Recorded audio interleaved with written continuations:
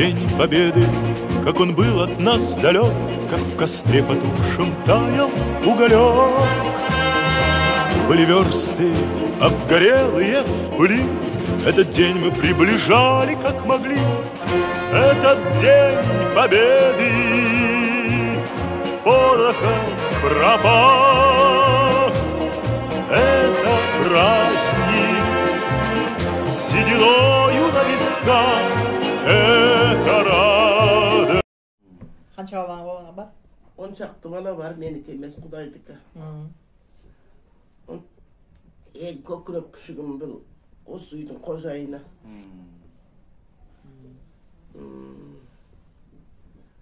Жақсы. 8 қыз, 2 еркек. 4 еркекке де 2 кетіп қалды, 2 бар.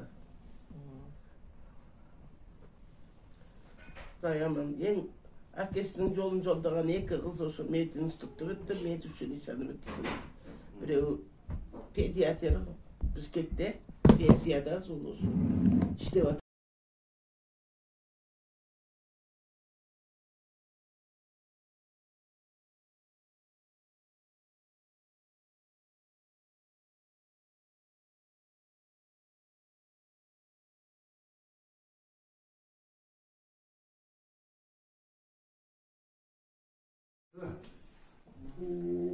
Денсаулықта күлі күшті болыңыз.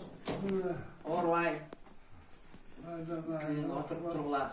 Үйгі жарық, тынч, жашауын алып келген сіздерге чоң рахмат, разылшылық. Рахмат Ертеңсіздеп тұрау деп жүрген. Шашпаңыз ата. Бірақ мен өзім ойыма қосат яки. Одан өздері Грузин билерді.